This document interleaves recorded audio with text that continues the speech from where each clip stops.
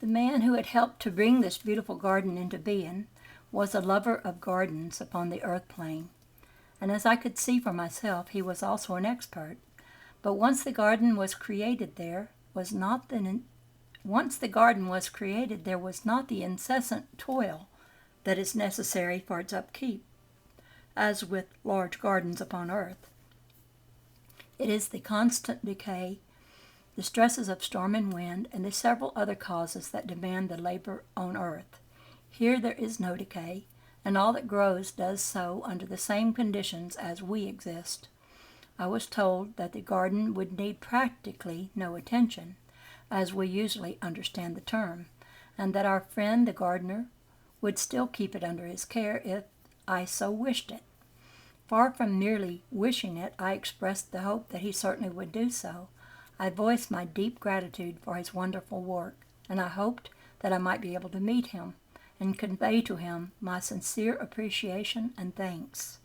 My friend explained that that was quite a simple matter, and that the reason why I had not already met him was the fact of my very recent arrival, and that he would not intrude until I had made myself quite at home.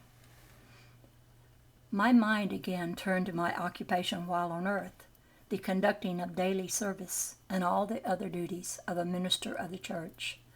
Since such an occupation, as far as I was concerned, was now needless, I was puzzled to know what the immediate future had in store for me. I was again reminded that there was plenty of time in which to ponder the subject, and my friend suggested that I should rest myself and then accompany him upon some tours of inspection. There was so much to see, and so much that I should find more than astonishing. There were also numbers of friends who were waiting to meet me again after our long separation. He curbed my eagerness to begin by saying that I must rest first, and for which purpose what better place than my own home? I followed his advice, therefore, and we made our way towards the house. First experiences. I have already mentioned that when I was first introduced to my spirit home, I observed that it was the same as my earth home, but with a difference. As I entered the doorway, I saw at once the several changes that had been brought about. These changes were mostly of a structural nature and were exactly of the description of those that I had always wished I could have carried out to my earthly house, but which, for architectural and other reasons, I had never been able to have done. Here, earthly needs had no place, so that I found my home, my spirit home, in general disposition exactly as I had ever wished it to be. The essential requisites indispensably associated with an earthly homestead were, of course, completely superfluous here. For example, the severely mundane matter of providing the body with food. That is one instance of the difference, and so with others it is easy enough to call to mind. As we traversed the various rooms together, I could see many instances of the thoughtfulness and kindness of those who had labored so energetically to help me reconstruct my old home in its new surroundings. While standing within its walls, I was fully aware of its permanence as compared with what I had left behind me. But it was a permanence that I knew I could end, permanent only so long as I wished it to be so. It was more than a mere house. It was a spiritual haven, an abode of peace, where the usual domestic cares and responsibilities were wholly absent. The furniture that it contained consisted largely of that which I had provided for its earthly original, not because it was particularly beautiful, but because I had found it useful and comfortable, and adequately suited my few requirements. Most of the small articles of adornment were to be seen displayed in their customary places, and altogether the whole house presented the unmistakable appearance of occupancy. I had truly come home. In the room that had formerly been my study, I noticed some well-filled bookshelves. At first I was rather surprised to see such things, but upon further thought I could see no reason, if such as this house could exist at all with all its various adjuncts, why books should not also have their place within the scheme. I was interested to learn what was the nature of the books, and so I made a closer examination. I found that copious among them were my own works. As I stood in front of them, I had a clear perception of the reason, the real reason for their being there. Many of these books contained those narratives that I spoke of earlier, in which I had told of my own psychic experiences after giving them the necessary religious turn. One book in particular seemed to stand out in my mind more than the others, and I came to the full realization that I now wish that I had never written it. It was a distorted narrative, where the facts as I had really known them were given unfair treatment, and where the truth was suppressed. I felt very remorseful, and for the first time since coming into this land, I had regret. Not regret that I had at last arrived in the spirit world, but sorrow that, with the truth before me, I had deliberately cast it aside to place in its stead falsehood and misrepresentation. For I knew that so long as my name lived, that is, so long as it had any commercial value, that book would continue to be reproduced and circulated and read and regarded as the absolute truth. I had the unpleasant knowledge that I could never destroy what I had thus done.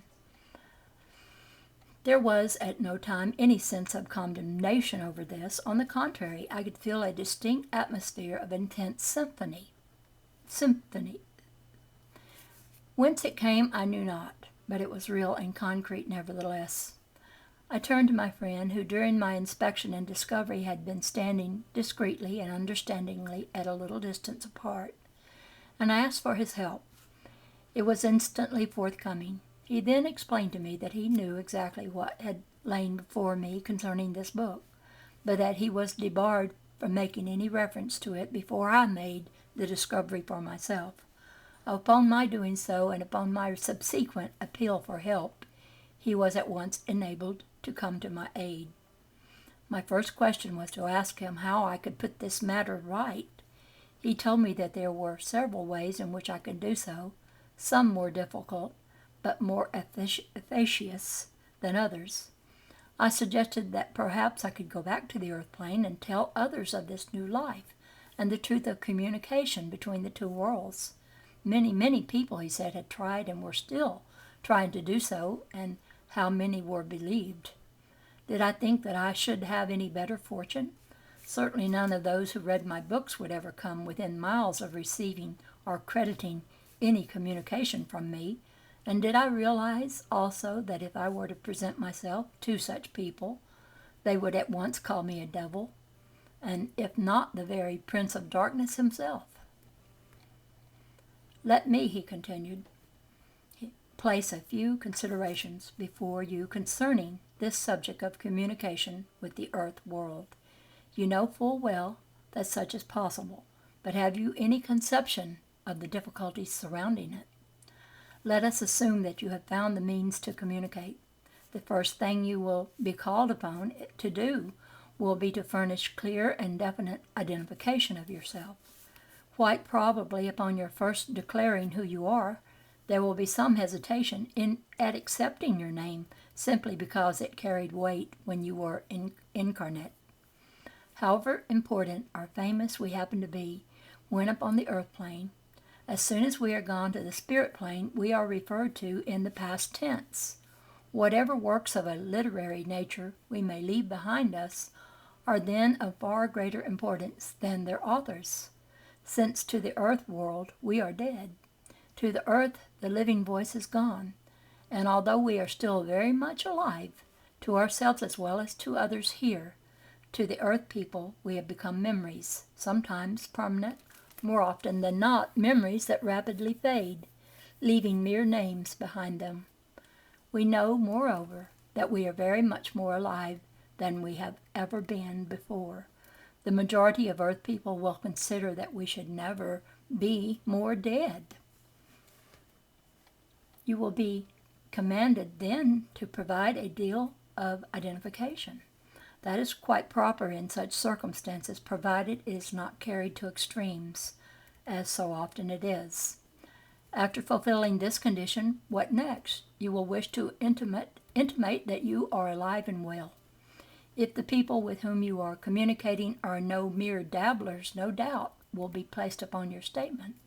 But if you wish to send such news to the world in general, through the customary channels, those who believe it is really you who have spoken will be those who already know of and practice communication with the spirit world.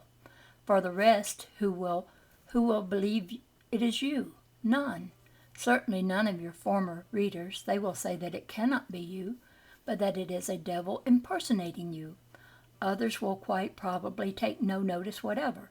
There would, of course, be a number who would imagine that because you have passed into the world of spirit, then you will at once have become endowed with the profoundest wisdom, and that all you say will be infallible utterances. You can see some of the difficulties that will confront you in this simple matter of telling the truth to those who still sit in the darkness of the earth world. My friend's forecast grieved me considerably, but I appreciated the extreme difficulties, and I was persuaded to leave the project for the time being. We would consult others wiser than ourselves, and perhaps some course would be outlined whereby I could achieve my desires. I might find that with the passage of time, speaking in a mundane sense, my wishes might change. There was no need to distress myself. There was much that I could see and do, and much experience to be gained that would be invaluable to me if, in the end, I resolved to try and carry out my intentions. His best advice was that I should have a thorough rest, during which time he would leave me. If, when I was quite refreshed, I would send out my thought to him, he would receive it and return to me at once. So, making myself comfortable upon a couch, I sank into a delightful state of semi-sleep in which I was fully conscious of my surroundings. Yet at the same time I could feel a downpouring of new energy, which coursed through my whole being. I could feel myself becoming, as it were, lighter, with the last traces of the old earth conditions being driven away forever. How long I remained in that pleasant state I have no knowledge, but eventually I fell into a gentle slumber, from which I awoke in that state of health which in the spirit world is perfect. I at once remembered my friend's proposal, and I sent out my thoughts to him. Within the space of a few seconds of earth time, he was walking in through the door. His response was so bewilderingly rapid that my surprise sent him into merry laughter. He explained that in reality it was quite simple. The spirit world is a world of thought. To think is to act, and thought is instantaneous. If we think ourselves into a certain place, we shall travel with the rapidity of that thought, and that is as near instantaneous as it is possible to imagine. I should find that it was the usual mode of locomotion, and that I should soon be able to employ it. My friend at once noticed a change in me, and he congratulated me upon my regaining my full vigor. It is impossible to convey, even in a small measure, this exquisite feeling of supreme vitality and well-being. When we are living upon the earth plane, we are constantly being reminded of our physical bodies in a variety of ways, by cold or heat, by discomfort, by fatigue, by minor illnesses, and by countless other means. Here we labor under no such disabilities. By that I do not mean that we are just unfeeling logs, insensible to all external influences, but that our perceptions are of the mind, and the spirit body is impervious to anything that is destructive. We feel through our minds, not through our physical organs of sense, and our minds are directly responsive to thought. If we should feel coldness in some particular and definite circumstances, we undergo that sensation with our minds, and our spirit bodies in no way suffer. We are never continuously reminded of them. In the realm of which I am now speaking,